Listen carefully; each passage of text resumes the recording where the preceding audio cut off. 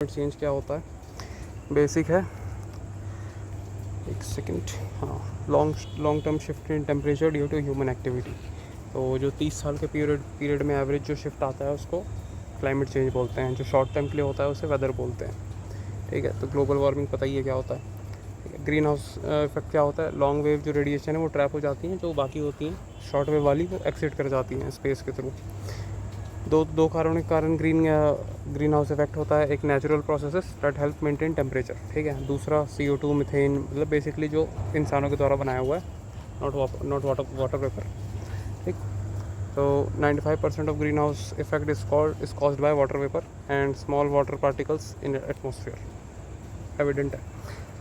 Global warming potential, इसमें 6 क्या बोलते हैं पॉल्यूटेंट्स होते हैं और ये इंक्रीजिंग ऑर्डर में दिए गए हैं। सबसे कम मतलब सबसे ज़्यादा SF6 सल्फ़र कुछ तो होता है। SF6 सबसे ज़्यादा पॉल्यूशन करता है। पॉल्यूशन नहीं करता, मतलब इसकी पॉल्यूशन करने की कैपेबिलिटी, पोटेंशियल सबसे ज़्यादा होता है, ठीक। कार्बन डाइऑक्साइड, इसके सोर्सेज क्या हैं, तो volcanic eruption, forest fire, deforestation, fossil fuels, decomposition of organic matter, ठीक। फिर efficient absorber of infrared radiation, ठीक, responsible for heat budget, remains close to surface के पास रहता है क्योंकि भारी गैस होती है ये जनरली। कीलिंग कर्व एक कर्व होता है जो कि record of global CO2 conservation in concentration in atmosphere. Keeling curve basically याद रखना है, कीलिंग कर्व कार्बन डाइऑक्साइड से रिलेटेड होता है। इस कंसेप्ट दिया था चार्ल्स डेविड ने 1958 में। कहाँ पे, हवाई में, मौना लोआ ऑब्जर्वेटरी, ठीक है। ओजोन का डिप्लीशन होता है क्लोरीन और ब्रोमीन के कारण, इसे कहते हैं ओजोन डिप्लीटिंग सब्सटेंसेस। डॉप्सन्स यूनिट में ओजोन को मेजर किया जाता है। जो पोलर वोर्टेक्स होता है, और जो polar vortex plus very low temperature, ये मिलकर क्या बनाते हैं, पोलर स्ट्रेटोस्फेरिक क्लाउड्स, जो कि हमने पहले भी डिस्कस किया है, जो कि डिप्लीशन ओजोन डिप्लीशन में एड करते हैं, किसे, क्लोरीन और ब्रोमीन को। डिप्लीशन सबसे ज़्यादा पोलर रीजन्स में होता है, ठीक है। इम्पैक्ट ओजोन का क्या है, मतलब ये तो लंदन स्मॉग और फोटोकेमिकल स्मॉग, ये भी पहले पढ़ा हुआ है, ठीक है। समर स्मॉग को ही, या फिर समर स्मॉग या LA स्मॉग को फोटोकेमिकल स्मॉग बोलते हैं। वियना कन्वेंशन ओजोन से रिलेटेड है, और ओजोन, ठीक है, लीगली बाइंडिंग ट्रीटी है in the form of Montreal convention 1987। मतलब ये पहले लीगली नहीं थी, लेकिन बाद में जब मॉन्ट्रियल कन्वेंशन हुआ तो इसे लीगली बाइंडिंग ट्रीटी बना दिया गया। शॉर्ट लिव्ड पॉल्यूटेंट्स क्या होते हैं, तो residence time in atmosphere is much shorter than CO2। मतलब CO2 जितना देर तक रहता है एटमॉस्फेयर में, उससे कम देर तक ये शॉर्ट लिव्ड पॉल्यूटेंट्स रहते हैं। वार्म्स एटमॉस्फेयर, ठीक है। ब्लैक कार्बन हो गया जिसे सूट बोलते हैं, मीथेन हो गया, ट्रोपोस्फेरिक ओजोन जिसे बैड ओजोन बोलते हैं, ठीक है। HFC हाइड्रोफ्लोरोकार्बन, ठीक। India is second largest emitter of tropospheric ozone यानी bad ozone. And component of natural gas, sorry ये ट्रोपोस्फेरिक ओजोन का नहीं है, ये शॉर्ट लिव्ड पॉल्यूटेंट्स का है या फिर हो सकता है ट्रोपोस्फेरिक ओजोन का भी हो, एक बार चेक कर लेना। कंपोनेंट क्या है, मीथेन, तो ये नेचुरल गैस का कंपोनेंट है। इसका लाइफ स्पैन 20 साल होता है, यानी 20 साल तक एटमॉस्फेयर में ही रह सकता है। 80 times more potent then CO2, ठीक। सोर्स क्या हैं, तो एग्रीकल्चर हो गया, वेटलैंड्स हो गए, फॉसिल फ्यूल्स हो गया, ऑर्गेनिक मैटर हो गया। Wetlands are largest natural, wetland जो है वो मीथेन का लार्जेस्ट नेचुरल सोर्स है। क्यों, क्योंकि वेटलैंड में बायोडाइवर्सिटी बहुत ज़्यादा होती है, तो ऑर्गेनिक मैटर बहुत होता है। जब ऑर्गेनिक मैटर सड़ता है तो उसमें से मीथेन एमिट होता है, ठीक है। फिर responsible for 30% of global warming, methane. ये ऑर्डरलेस होता है, कलरलेस होता है, लाइटर होता है किससे, एयर से, और ब्लू फ्लेम के साथ बर्न होता है ये, ठीक है। मीथेन से रिलेटेड कुछ चीज़ें हैं, जैसे कि ग्लोबल मीथेन प्लेज। इसमें बोला गया है कि 30% बाय 2030, यानी कि बेस लेवल 2020 से होना चाहिए। 30% बाय 2020, मतलब 30% इसे डिक्रीज़ करना है बाय 2030 तक।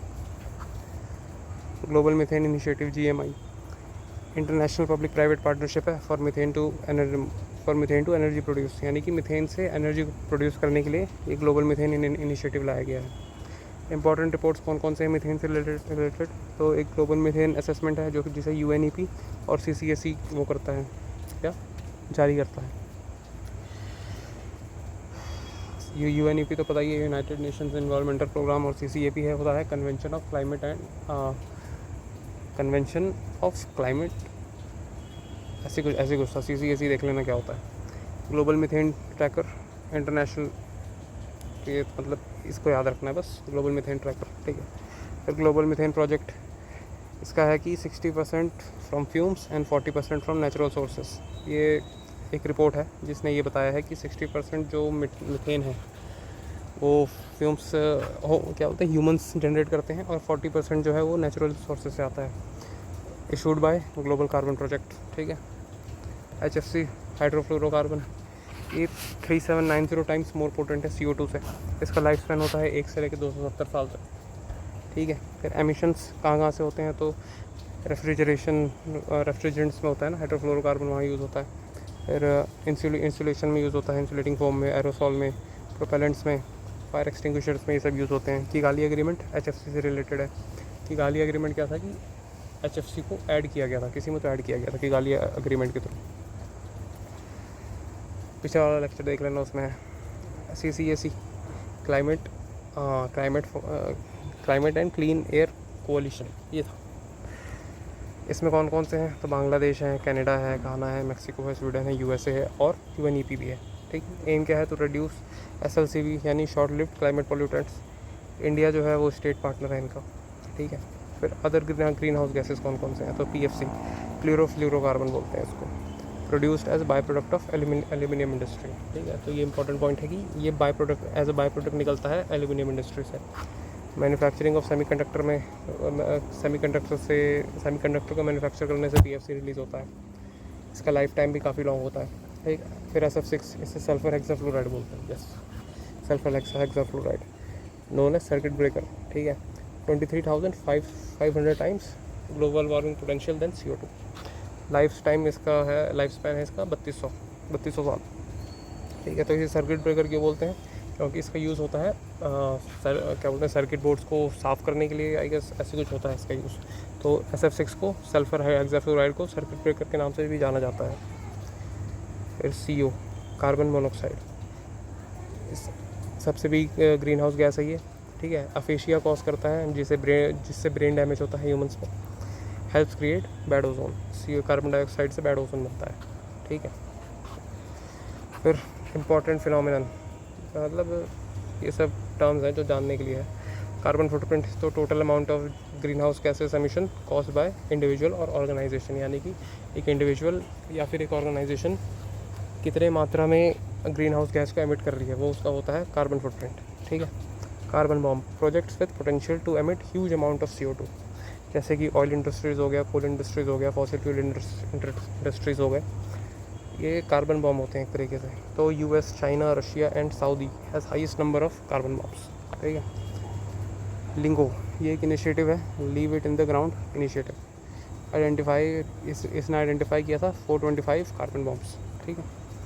फिर क्लाइमेट फीडबैक, ये क्या होता है, क्लाइमेट फीडबैक बेसिकली होता है कि क्लाइमेट हमें क्या फीडबैक दे रहा है। यानी कि जैसे यहाँ पे आइस का एग्जांपल दिया हुआ था कि जैसे कि आइस की परत है, तो ये वाली परत मेल्ट हो गई, तो इससे क्या हुआ, नीचे वाली परत एक्सपोज हो गई। तो फीडबैक क्या हो रहा है कि नीचे वाली परत एक्सपोज होने के कारण उसका एल्बिडो कम है, क्योंकि वो थोड़ी प्योर थी, इसका एल्बिडो ज़्यादा है, तो वो ज़्यादा हीट को वो करेगा, एब्जॉर्ब करेगा, जिसके कारण और ज़्यादा मेल्टिंग होगी, फिर और हीट को एब्जॉर्ब करेगा, फिर और ज़्यादा मेल्टिंग होगी। तो ये होता है पॉजिटिव फीडबैक, जिसमें एग्रेवेट हो रही है सिचुएशन, ठीक है। फिर clouds and climate change, clouds कैसे अफेक्ट करते हैं, तो हाई क्लाउड्स ट्रैप कर लेते हैं टेरेस्ट्रियल हीट को, ठीक है। लो क्लाउड्स रिफ्लेक्ट कर देते हैं सनलाइट को, ठीक। तो जब हाई क्लाउड्स जो है टेरेस्ट्रियल हीट को ट्रैप कर लेती है, जो ग्रीन हाउस गैस वाला कंसेप्ट था, तो उससे एटमॉस्फेयर गर्म होता है, ठीक।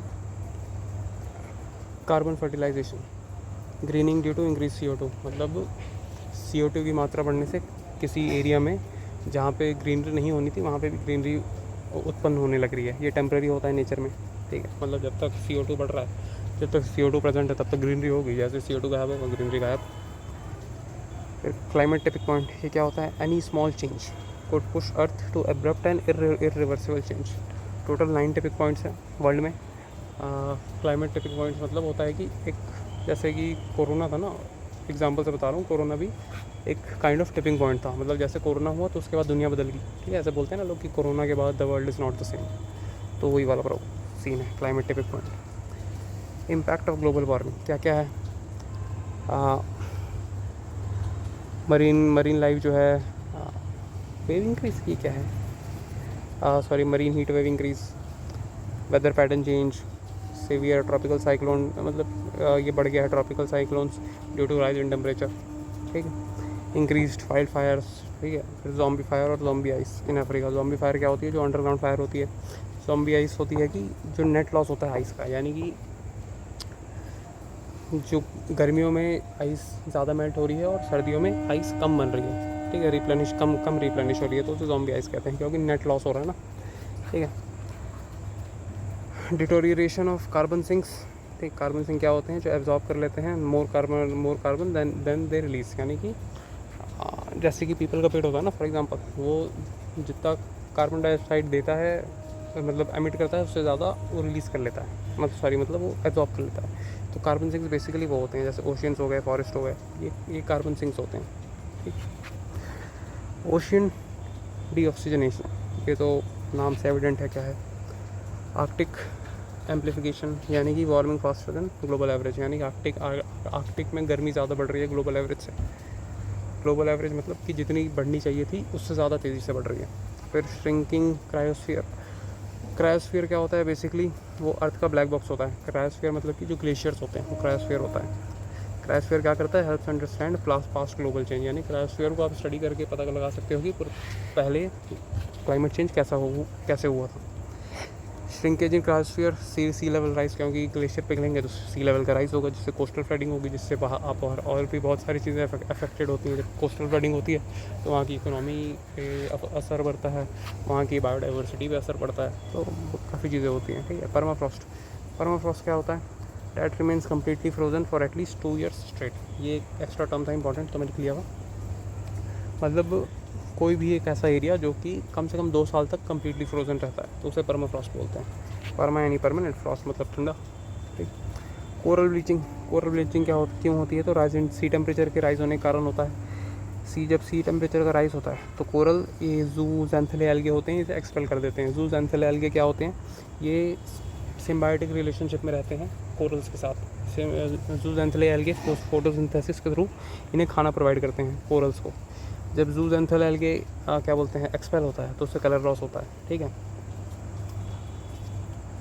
हाँ, और कुछ है इसमें? हाँ, कोरल ब्लीचिंग ये कहाँ, मतलब कोरल्स को पॉलिप बोलते हैं, और ये निडेरिया उससे है, वो है ना, अरे यार क्या था वो, एनिमल किंगडम में वो क्लासिफिकेशंस थे अलग बहुत सारे, तो उसमें से निडेरिया किंगडम से है पॉलिप, जिसे कहते हैं कोरल, ठीक है। कॉजेस क्या क्या हैं? Temperature change, ocean acidification, increase in organic nutrients, जैसे कि कॉपर वॉपर हो गया, ठीक है। ये ईट्स, मतलब कोरल्स जो हैं वो प्लैंक्टन्स को खाते हैं, ठीक है। तो इनका ऐसा सिस्टम है कि दिन में ये इनके थ्रू एनर्जी लेते हैं फोटोसिंथेसिस के थ्रू, और रात में ये प्लैंक्टन्स को खाते हैं corals.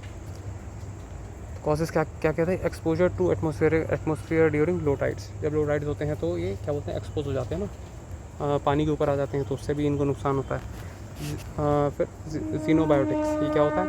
Exposure to contaminants like copper, herbicides, oil, ये सब हो गया, मतलब जो अननेचुरल कंटेमिनेंट्स हैं उनका एक्सपोजर होने के कारण कोरल ब्लीचिंग भी होती है। फिर एपिजोटिक्स क्या होता है? ये कोरल डिजीज़ होता है, बस नाम याद रखना है, एपिजोटिक्स, ठीक है। रिस्टोरेशन क्या होता है? रिस्टोरेशन की टेक्निक तो होती हैं, जैसे कोरल गार्डनिंग हो गया, यानी पता ही चल रहा है गार्डनिंग से क्या ही होता है, ठीक है। माइक्रो फ्रेगमेंटेशन, यानी छोटा टुकड़ा करके उन्हें फैला दो, तो और मतलब जैसे वो बीज होते हैं ना, बीज को फैला दो तो अपने आप उगने लग जाते हैं, तो वैसे ही माइक्रो फ्रेगमेंटेशन होता है। लार्वल प्रोपोगेशन होता है, यानी कि उसके लार्वा को सेव करके रख लिया कहीं पे इन हाउस, उसे प्रोपोगेट किया, फिर कहीं पे ले जाके छोड़ दिया। 3D प्रिंटिंग रीफ्स, पता ही है। फिर कोरल एडिसिव टेक्नोलॉजी, यानी एक एडिसिव के थ्रू उसे नीचे फिक्स कर देते हैं, हाँ क्या बोलते हैं, सरफेस में, वाटर के अंदर सरफेस में। सनशील्ड्स एंड कूलिंग डिवाइसेस, ये तो पता ही है, एविडेंट नाम से क्या हो रहा है, कूलिंग डिवाइसेस, यानी पानी के ऊपर कुछ बिछा दो, जैसे कि सोलर पैनल लगा दिया, जिससे सनशेड बन जाएगा, जिससे टेम्परेचर उतना ज़्यादा नहीं बढ़ेगा उस एरिया का। इंटरनेशनल कन्वेंशंस, कौन कौन से हैं। तो स्टॉकहोम कॉन्फ्रेंस 1972 में हुआ था, स्वीडन में हुआ था। स्टॉकहोम कॉन्फ्रेंस 5 जून 1972 को हुआ था और 5 जून को ही वर्ल्ड एनवायरनमेंट डे मनाया जाता है। ठीक है। नेम ऑफ कॉन्फ्रेंस, कॉन्फ्रेंस का नाम स्टॉकहोम कॉन्फ्रेंस बाद में पड़ा था, पहले इसका नाम था United nation conference on human environment. ठीक है, UNCHE, नॉट दैट इम्पॉर्टेंट, लेकिन बस ये थोड़ा दिमाग में रख लेना। इस कॉन्फ्रेंस में UNEP को क्रिएट किया गया। ठीक है, ये क्या करता है, assist developing Nations in implementing environmentally sound policies. ठीक है।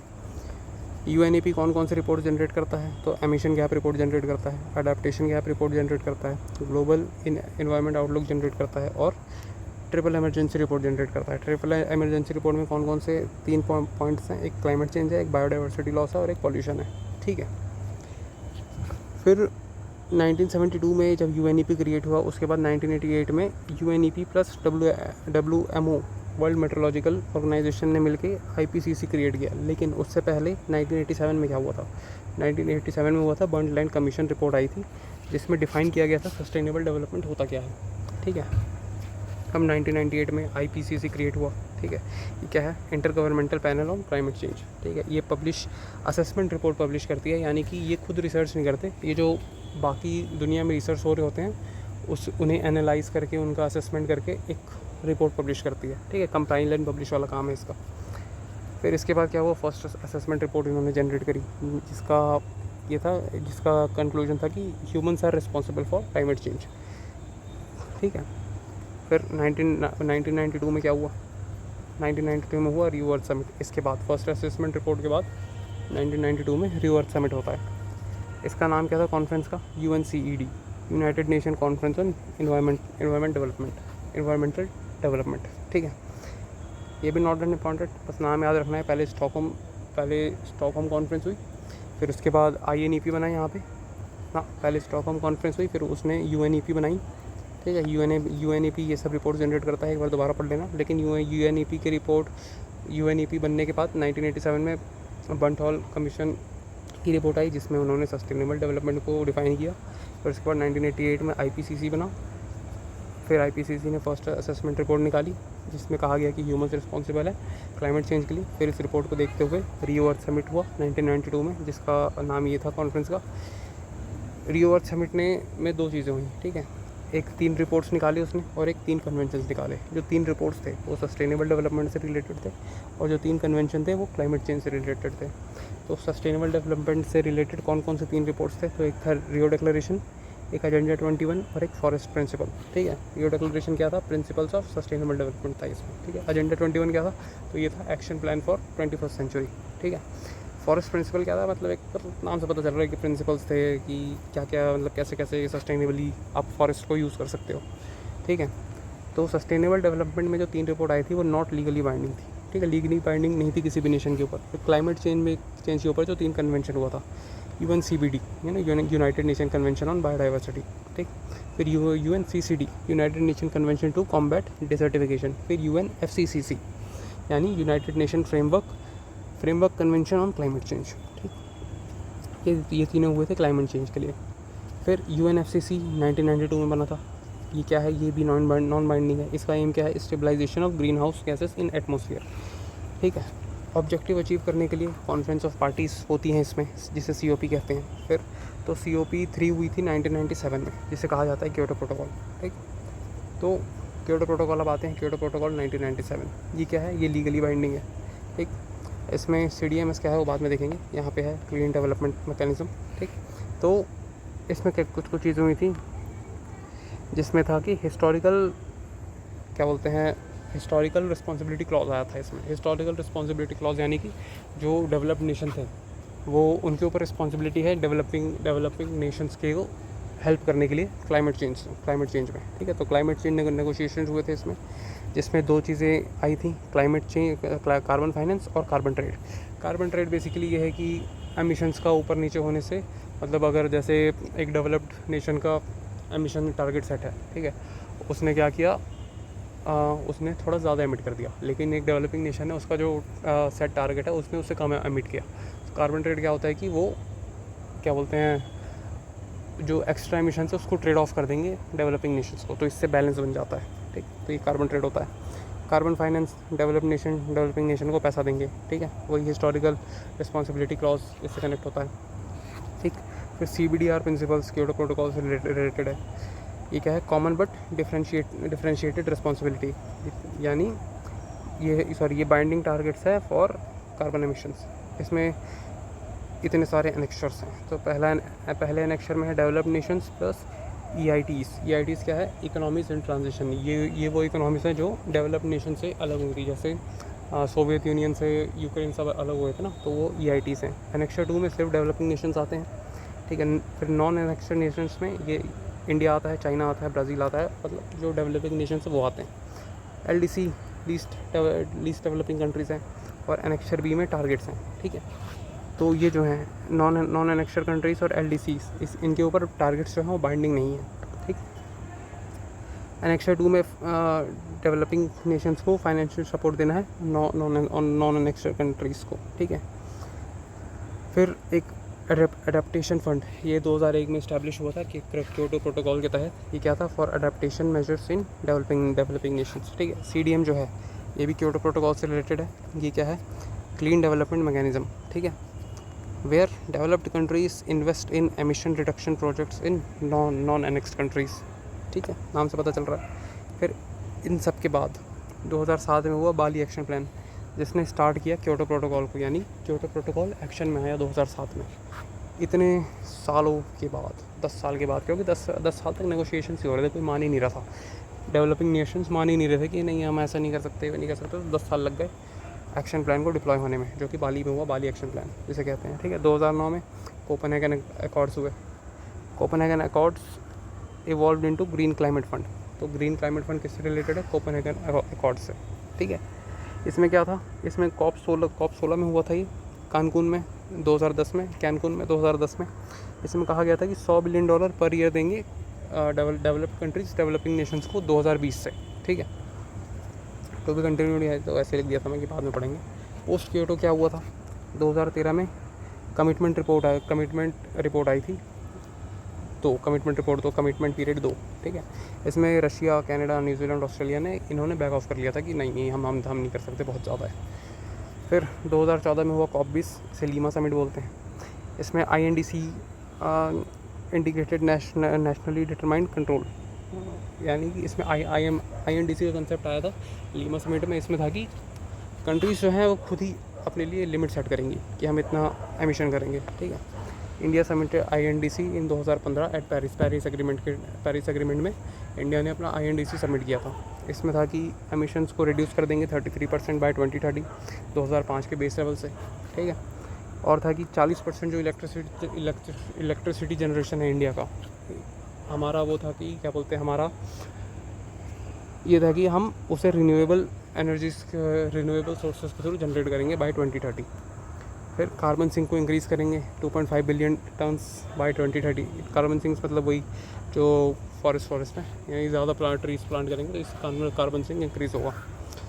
फिर COP 21 में पैरिस एग्रीमेंट होता है 2015 में। इसमें INDCs को लीगली बाइंडिंग कर दिया था। ठीक है, फिर यहाँ पे अभी तक लीगली बाइंडिंग नहीं थे, यहाँ पे वॉलंटरी वाला नेचर था, है ना, वॉलंटरी था लीमा समिट में, लेकिन पैरिस एग्रीमेंट आते आते उसे लीगली बाइंडिंग कर दिया गया। पैरिस एग्रीमेंट का क्या है कि 1.5 डिग्री टेम्परेचर को क्या बोलते हैं, लिमिट करेंगे कि 1.5 डिग्री से ज़्यादा टेम्परेचर को नहीं बढ़ने देंगे। और इनका एक और एम्बिशियस गोल था कि 2 डिग्री सेल्सियस तक हम क्या बोलते हैं टेम्परेचर को डिक्रीज़ कर देंगे, पूरे ग्लोबल टेम्परेचर को। ठीक है, ये प्री इंडस्ट्रियल लेवल्स के हिसाब से बोल रहे थे 2 डिग्री सेल्सियस। ठीक है, इसमें एक आर्टिकल 6 होता है पैरिस एग्रीमेंट में, जिसके थ्रू कार्बन मार्केट सेटअप हुआ है। कार्बन मार्केट तो मतलब पता ही है क्या होता है। पैरिस एग्रीमेंट में एक रूल बुक होती है जो कि बाइंडिंग है। बाइंडिंग मतलब फॉलो करना ही करना है कंपनीज़ को। ठीक है, ये केटोवाइस समिट में बना था, नॉट दैट इम्पॉर्टेंट। फिर more ambitious for developed nations, यानी obligated to give $100 billion per year. नाम से ही पता चलता है कि डेवलप्ड नेशंस को $100 बिलियन पर ईयर देना है डेवलपिंग नेशंस को, लेकिन ऐसा होता है नहीं होता। फिर 2026 में ग्लासगो समिट होता है। इसमें इंडिया ने अपना पंचामृत गोल्स शोकेस किए थे कि हम पंचामृत गोल्स को अचीव करेंगे। कहाँ पे? ग्लासगो समिट COP 26 में। फिर COP 29 में बाकू, COP 29 होता है बाकू अज़रबैजान में। इसे इंडिया ने रिजेक्ट कर दिया था। क्यों? क्योंकि यहाँ पे डेवलपिंग नेशंस ने, यहाँ पे डेवलप ने, ये कोविड के बाद हुआ था एक्चुअली। तो यहाँ पे था कि कोविड के बाद जो इकोनॉमीज हिट हुई थी उसमें डेवलप नेशंस को कहा गया था कि आप 1.3 ट्रिलियन डॉलर्स देंगे डेवलपिंग नेशंस को, ठीक है। लेकिन उन्होंने बोला कि हम 300 बिलियन डॉलर से ज़्यादा नहीं देंगे, वो भी हम देंगे 2035 तक। तो इसलिए इंडिया ने रिजेक्ट कर दिया था कि बोले भाई तुमने अपना कर लिया, हमारी बारी आई तो ऐसे ऐसे। तो फिर ऐसा होता है। फिर climate funding initiatives by India. India में 3 क्लाइमेट फंडिंग इनिशिएटिव्स हैं। एक NEFC, national adaptation fund for climate change, 2015-16 में आया था ये नाबार्ड के अंडर वर्क करता है। फिर NCAF, नेशनल कंपनसेटरी,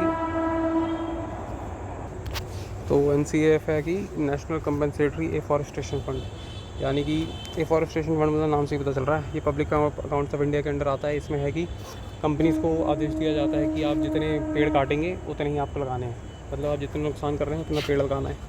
फिर NCEF, ठीक है, नेशनल क्लीन एनर्जी फंड, ये 2011 में इस्टेब्लिश हुआ था अंडर, ये भी अंडर पब्लिक अकाउंट्स, ठीक है, पब्लिक अकाउंट्स में under public accounts of India आता है। ये कार्बन टैक्स को यूज़ करता है, यूजिंग कार्बन टैक्स, ठीक, कार्बन टैक्स लगाते हैं, मतलब ज़रूरत से ज़्यादा कोई एमिट कर रहा है तो उस पर टैक्स लगा दो। तो इतना ही था क्लाइमेट चेंज में। Okay guys.